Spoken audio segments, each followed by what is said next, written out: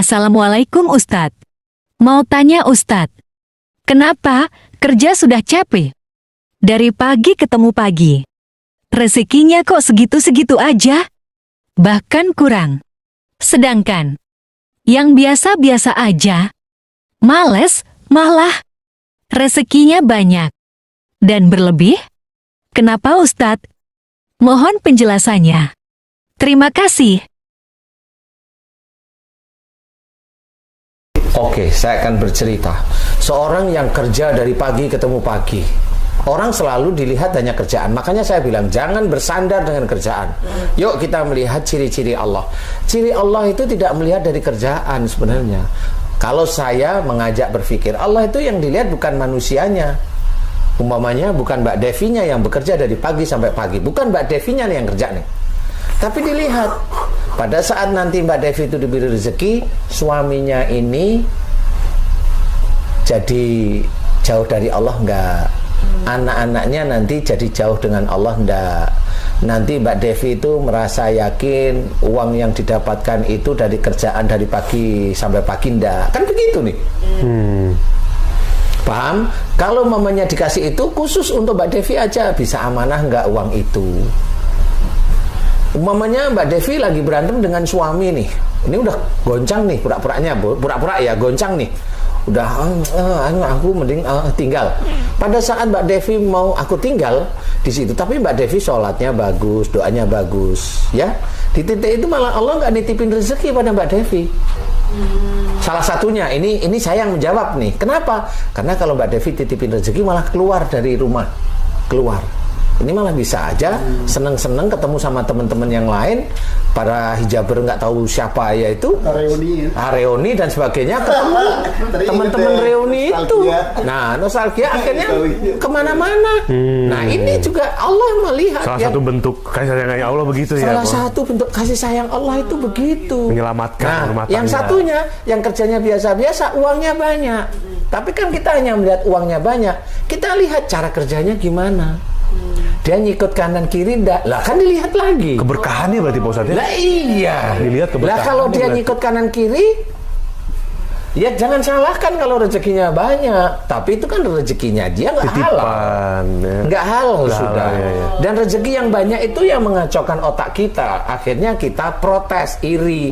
Padahal Allah itu sudah menceritakan wa ja'alna ba'dakum li ba'din fitnatan tasbirun. Aku ciptakan kamu ujian bagi yang lainnya, apakah kamu sabar? Nah, akhirnya kita nggak sabaran. Saya udah pontang-panting gini, rezeki pas-pasan, dia yang enak-enak, rezeki banyak. Lah, nggak sabar. Akhirnya sholatnya malas ini ya, Allah juga. Nah, ya begitu. Iya, kayak cemburu ya. Nah, ini juga latihan, makanya semua kehidupan kita itu ujian. Dan bagaimana caranya, kayak momennya Mas Kiki tadi, gimana caranya orang itu bisa tidak terkena, tergoda dengan setan? Belajar dengan guru yang baik. Jangan belajar dari guru yang suka jelek-jelekin saudaranya yang lain. Nah, kalau belajar dari guru yang begitu, rusak otak kita nanti. Ngikutin, akhirnya menjelekkan saudara kita. Saudara gimana? Seiman, dijelek-jelekin. Lalu rusak otak kita, akhirnya kita ikut logonya yang dia. Nah, akhirnya masuk neraka semua di situ. Ya enggak boleh. Itu saudara, tetap kita akuin itu saudara. Beda pendapat, biarin. Nah, itulah salah satu belajar dengan guru yang benar-benar baik. Faham beneran tentang ayat Quran, dikerjakan ayat demi ayat. Tahu, Mas Kiki itu bisa menilai walaupun nggak sah komen. Kalau komen salah lagi nanti, kan gitu. Karena manusia memang komen itu biasanya aneh-aneh. Nggak usah komen, dilihat.